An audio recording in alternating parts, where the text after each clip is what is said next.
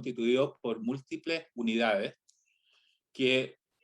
cuyo funcionamiento determina el funcionamiento del conjunto, pero que también nos permite dividir el ojo en diferentes áreas de patología. Por ejemplo, las alteraciones... me quedé sin el...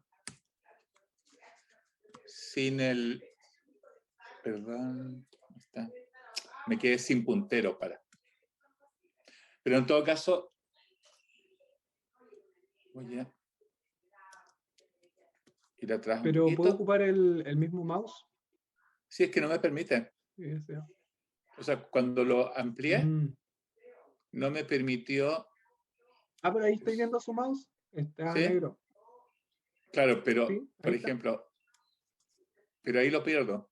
Bueno, mira, no me voy a complicar No, más. ahí yo lo sigo viendo al menos, doctor. ¿Sí?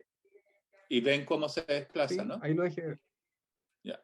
Entonces, Ahí lo dejé ver. básicamente, ¿qué es lo que importa? La patología que afecta a la hora generalmente determina la persistencia o no de glaucoma. La patología que afecta a la coroides, la mácula, la fovea, la esclera y la retina generalmente va a determinar todo lo que es patología de retina y que tiene una gran incidencia en la calidad y en la cantidad de visión. La patología que afecta al nervio óptico también va a afectar la visión y generalmente tiene que ver con la patología tipo glaucoma, neuritis óptica, glaucoma. El humor vítreo es un área común que va a estar afectado en las infecciones y va a estar afectado también en las hemorragias vítreas.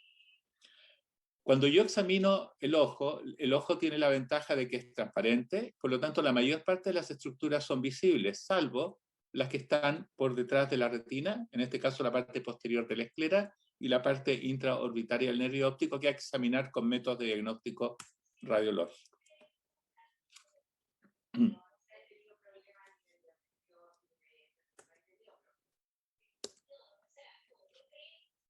¿Va? Houston, tenemos problemas. Voy a tener que pasar. Se me bloqueó el computador. Sigo pegado en la coroide. Ahora sí. Ya. Ahí quedó. Ya. Entonces, ¿cuál es el protocolo de atención de un paciente oftalmológico? La atención oftalmológica es un proceso que podemos dividir en observación, anamnesis, historia, examen y luego una resolución con prescripción, una educación y un seguimiento. Dentro del examen, lo más importante es toma de agudeza visual, realizar un cover test, que es medición de desviación o presencia de desviación, ver y observar los movimientos extraoculares, hacer un campo visual de confrontación, examinar el estado y el comportamiento de las pupilas, realizar una buena refracción, tanto objetiva como subjetiva, tonometría, podemos complementarlo el examen además con un test de Ansler en caso de sospecha de maculopatía, oftalmoscopía y lámpara de hendidura. Actualmente, la existencia de medios digitales de toma de imágenes en oftalmología ha un poco facilitado el acceso de los médicos generales en unidades de atención remota, por ejemplo, las WAPO, a exámenes del fondo de ojo. Y es precisamente esto, el uso de la retinografía como examen en el diagnóstico de las diferentes patologías, a lo que voy a referirme por un asunto de tiempo y de que realmente les sirva para lo que hacen habitualmente.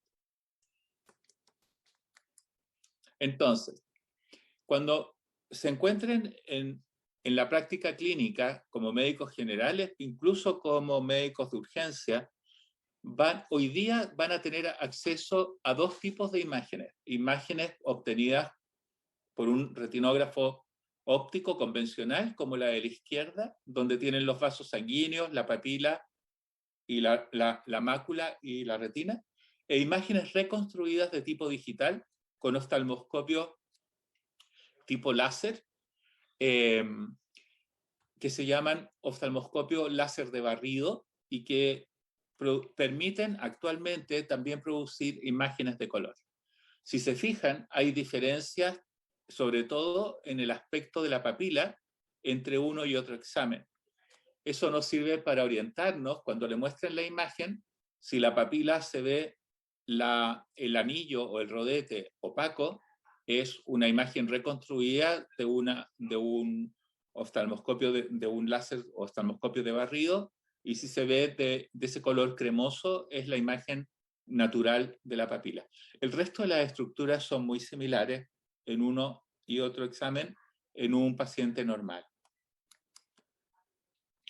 Lo primero que nos vamos a fijar es en el anillo neuroretiniano. El anillo neuroretiniano en la papila, ustedes pueden acceder a través de la fotografía y también pueden hacer una oftalmoscopia directa. En todos los consultorios hay oftalmoscopios directos, que es lo que habitualmente viene junto con el otoscopio. Si ustedes enfocan la papila, van a encontrarse con el anillo neuroretiniano y los vasos sanguíneos que van a emerger de la papila. Lo que importa es que la papila representa la emergencia de fibras nerviosas desde la retina. Por lo tanto, todos los procesos que comprometan las células ganglionares o los axones que van a producir esas fibras nerviosas van a producir cambios en la estructura de la papila. Si son iniciales, por supuesto, no son muy notorios, pero en la medida que avanzan van a ser más notorios. Y cuando se trata de glaucoma, se entiende como la pérdida progresiva de fibras nerviosas asociadas generalmente a una presión intraocular inadecuada. No siempre está alta, pero sí es inadecuada. Se va a dar esto, que generalmente cuando uno examina la papila, se van a dar cuenta que la papila inferior, que el anillo neuroretiniano inferior, tiende a ser más grueso que el superior, y a su vez estos son más gruesos que el nasal, y el temporal es el más delgado. Cuando hay glaucoma, el inferior generalmente se afecta antes y el temporal, por lo tanto, se invierte o se viola esta normalidad de grosor del anillo neuroretiniano. Entonces nos sirve como un ejemplo también como un signo al examen de que hay algo que está ocurriendo en el anillo neuroretiniano. Desde un punto de vista topográfico, el fondo de ojo accesible por el retinoscopio lo podemos dividir, si tomamos la papila como referente, en una retina nasal, una retina temporal, y si cruzamos una línea horizontal por la fovea, por la mitad de la mácula, que es lo que se representa ahí, en superior e inferior. Entonces, según la relación entre la papila y la mácula, tendríamos una retina nasal, una retina temporal superior e inferior y una retina nasal superior e inferior. Entonces, cuando uno describe lesiones, utiliza estas referencias. Si se fijan, la papila, aunque es excéntrica, se considera como en el centro del examen, aunque no sea estrictamente cierto. En el retinógrafo convencional, además en el retinógrafo normal, se acentúan ciertos reflejos. En una persona sana, el vitrio está más adherido alrededor de la fovea, por lo tanto produce un reflejo alrededor de la mácula y de la fovea, y ese reflejo se intensifica en la retinografía. Este reflejo es visible en las personas jóvenes y sanas. Es menos frecuente en personas mayores porque ya se produce un cierto grado de desprendimiento de retina y el vitrio tiende a ser más opaco. Vamos a revisar la imagenología en la retinografía de una de las patologías oculares con mayor incidencia de ceguera en las personas mayores, sobre todo, que es el glaucoma. El glaucoma se describe como una excavación y palidez progresiva de la papila y que produce una alteración campimétrica en el campo visual que es característica. Básicamente lo que dijimos antes, se va a alterar el anillo neuroretiniano, disminuyendo el grosor, sobre todo del anillo inferior y temporal, que es justo lo contrario de una papila sana, que el inferior y temporal tienden a ser más gruesos. La capa de fibras nerviosas tiene importancia porque se pierde, pero hay que tener mucha experiencia para poder evaluarla. Actualmente, con el OCT podemos cuantificar la capa de fibras nerviosas, pero aunque está en algunas guapos, no es de acceso para todos los médicos generales. Pero es importante que tengan ese concepto. La excavación, de por sí, el aumento de la excavación no significa que sea patológica. Las papilas pueden ser excavadas entre un nada y el 90% y ser absolutamente normal. ¿De qué depende de que sea algo patológico? De la progresión y del anillo neuroretiniano. Si el anillo neuroretiniano no cumple con la regla ISRN, es más probable que sea patológico. Como regla general, cuando se encuentra en una excavación inferior o superior, generalmente sospechen de esa papila. Cuando la excavación es de predominio horizontal, tiene más posibilidades de ser normal. Cuando la excavación es de predominio vertical o hay lateralización de los vasos, esa papila tiene más posibilidades de ser patológica. ¿Qué otra cosa vamos a examinar en la papila? Si se fijan en los cuadrados, en las imágenes inferiores e izquierdas, vemos que el borde de la papila está solevantado y difuso. Eso es un edema de papila. Ahora, en la imagen de la izquierda es un edema real, en la imagen de la derecha es un pseudoedema, es una drusa, que a veces puede simular una papila edematosa, diagnóstico diferencial del edema de papila. ¿Qué vamos a ver en la diabetes? En la diabetes, básicamente lo que va a ocurrir es que la alteración progresiva en el calibre de los vasos va a llevar a una isquemia en la retina. La retina es uno de los órganos que tiene un metabolismo más acelerado. Por lo tanto, disminuciones marginales en la cantidad de oxígeno que llega a los tejidos puede afectar en forma importante la capacidad de los tejidos para sobrevivir y, por supuesto, su anatomía normal. En términos generales, la diabetes genera problemas en la retina después de 15 años, en el caso de la diabetes tipo 1, y generalmente después de 20, 15 y 6 años en las diabetes tipo 2. El asunto es que las diabetes tipo 2 nunca sabemos cuánto tiempo llevan realmente, y la diabetes tipo 1 sí. Por eso se sabe con más certeza. Pero en ambos diabéticos podemos ver alteraciones graves de la retina. La norma nos pide que los pacientes diabéticos tipo 1, todos tienen que ser examinados anualmente a partir de los 10 años de la enfermedad, incluso antes, si es posible. ¿Y cuál es la progresión?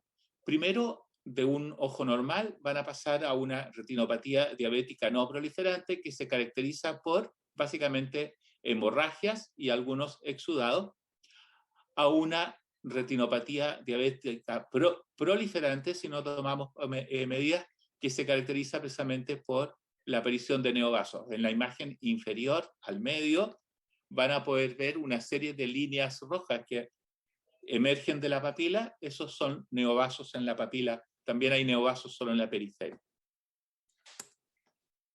Esta es una imagen ampliada de una retinopatía diabética. En el centro van a ver un edema macular diabético. Si observan la imagen, van a encontrar algunos puntos que corresponden a microaneurismas, hemorragias circulares que corresponden a hemorragias profundas que son típicas de la isquemia, y exudados duros en la parte central de la mácula que indican que ha habido alteración de las arteriolas. Generalmente, cuando la isquemia es prolongada y severa, hay una alteración en la perfusión que lleva a depósitos de lipofucsina y a la aparición de exudados duros.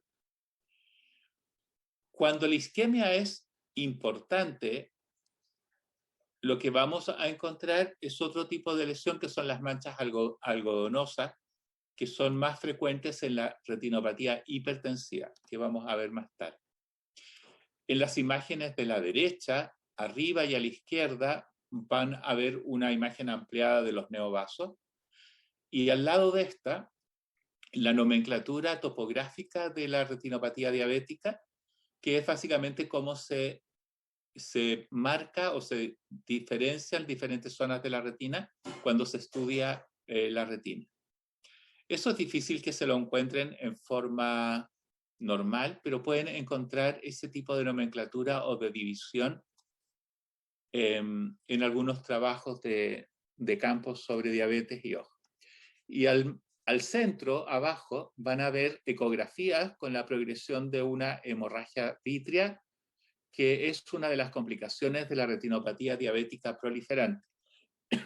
No todas las hemorragias vítreas en el diabético llevan a la ceguera, pero muchas tienen mal pronóstico. Acá tenemos diferentes estadios de una hemorragia vítrea. A la izquierda van a ver una imagen de una hemorragia vítrea que que ya coaguló, por lo tanto está dejando un vítreo relativamente transparente detrás, y una hemorragia vítrea activa y bastante grande que ocupa toda la cavidad vítrea. En el otro lado hay una hemorragia vítrea subretiniana que está provocando un desprendimiento de retina y con signos traccionales. Entonces, esa hemorragia, por supuesto, tiene muy mal pronóstico. ¿Qué cosas son importantes de visualizar en una retinografía? Ustedes están en el policlínico, les enviaron una imagen de la guapo, no pudieron enviar las imágenes al oftalmólogo porque o no hay oftalmólogo o está de vacaciones, y ustedes tienen que decidir si insisten o no en la derivación de ese paciente. Como norma,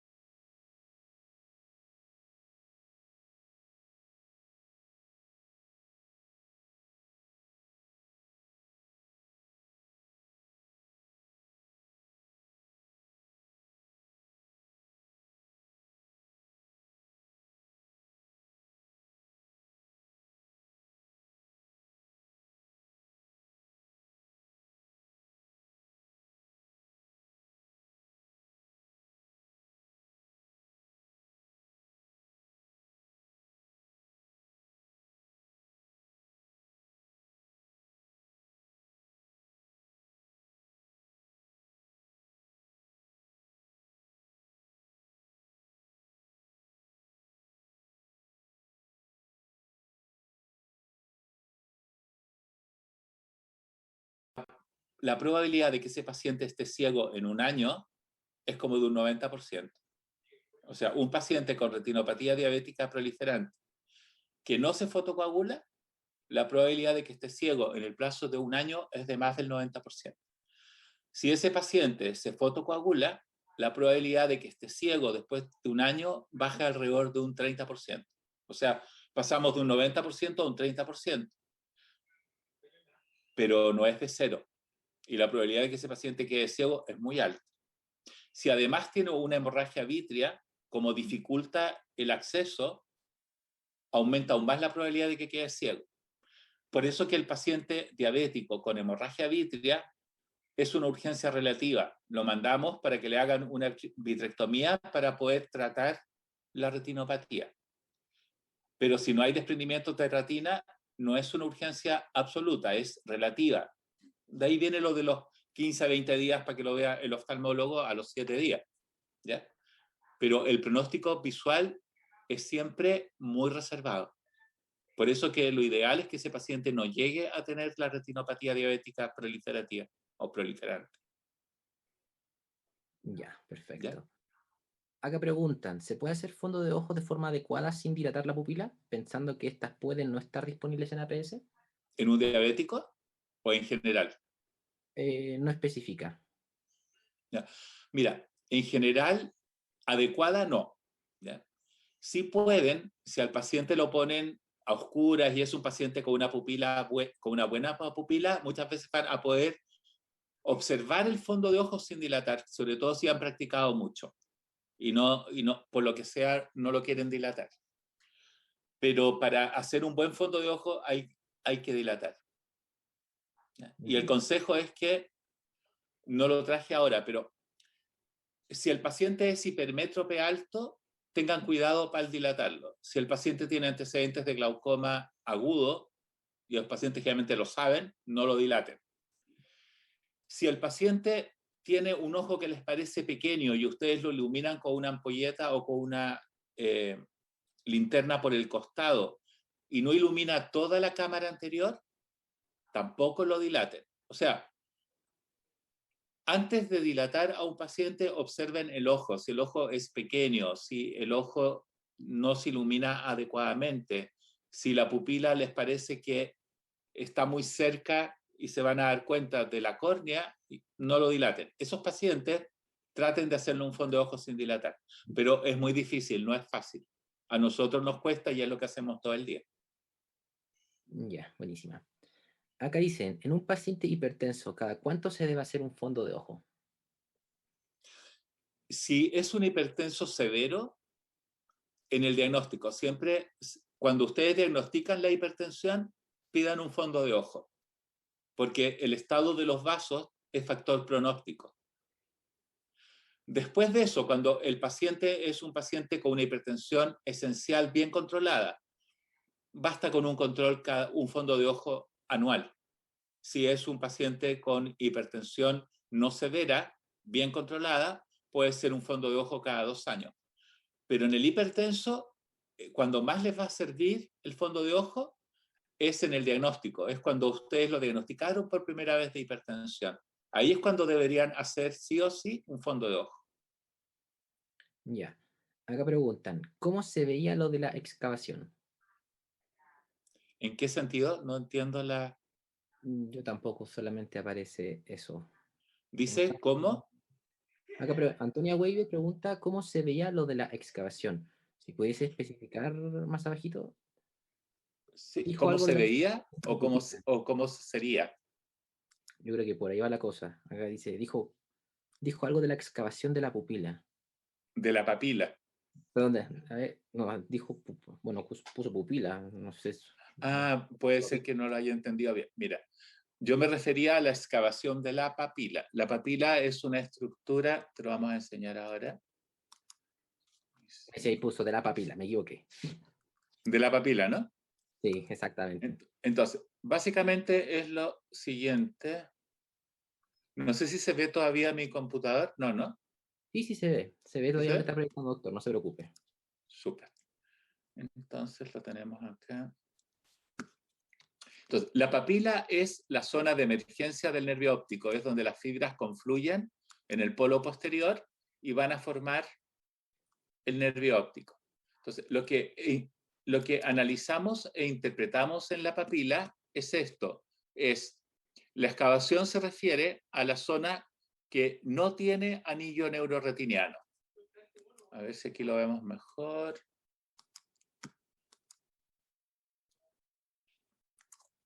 Acá está. Este es un esquema de la papila. Este es el anillo neuroretiniano y la zona blanca correspondería a esta zona de acá. Se fijan que esta zona es blanquecina. Toda esta zona que está como algodonosa y de color rosadito es el anillo neuroretiniano y la excavación correspondería a esto. ¿Esto por qué lo vemos blanco? Porque acá las fibras nerviosas que están acá entraron, están deprimiéndose y dejan una zona central. Entonces, esto sería la excavación, que es por donde las fibras nerviosas están introduciéndose dentro de la papila y van a conformar el nervio óptico. ¿Ya? Es muy poco frecuente que los ojos no tengan excavación, pero puede pasar. Eso se llama una papila compacta, en que la excavación es inexistente. Acá está. ¿Qué es lo que le mostraba acá? Este es un edema y esta es una papila compacta o con una drusa en realidad. Pero lo que importa es esto, acá no hay excavación. Y fíjense acá, esta es una excavación relativamente normal. Esta es una excavación que es normal, pero es asimétrica. Esta es una excavación normal 03, 05, 07, 09. La excavación es la zona donde no hay fibra. A eso le llamamos excavación. No sé si con eso respondo a la pregunta. Sí, aquí ya colocó perfecto. Muchas gracias. Súper bien. Acá hay otra pregunta que dice, ¿podríamos clínicamente diferenciar una hemorragia vítrea con o sin desprendimiento de retina? No, no. Porque si la hemorragia es densa, ese paciente no va a percibir luz, pero podría no tener la retina desprendida.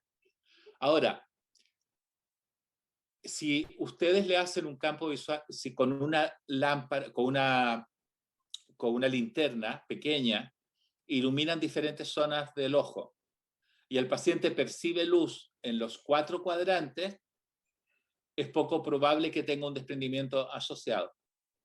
Pero si el paciente no percibe luz en alguno de los cuadrantes, tengan cuidado porque podría estar desprendiéndose la retina en ese cuadrante. Pero es muy difícil, necesitan una ecografía. Ya, perfecto. De momento esas serían todas las preguntas, doctor Lozada. ¿Ya? Vuelvo a dar mi felicitación a usted y muchas gracias por querer participar de esta instancia. Espero que les haya servido. Así Sí, que como me alegro. agradece mucho. Los dejamos para que coman entonces, porque deben estar con hambre, supongo. Bueno, sí, un poco. Después de tanta clase online, a uno le da hambre. Muchas gracias por todo, doctor. Que le vaya muy bien. Buenas noches. Lo mismo, que estén muy bien. Hasta luego. Luego. A todos nuestros asistentes, ahora vamos a enviar el link de asistencia en breve al chat. Adicionalmente, comentarles, el día de mañana se vienen los sorteos para que se puedan encontrar presentes, dado que si el ganador de los sorteos no se encuentra presente en la llamada al momento de que, bueno, valga la redundancia, se realice este, va al agua y va a venir el siguiente. Vamos a estar sorteando un manual de medicina, un manual de medicina interna ambulatoria y un manual de electrocardiograma el día de mañana.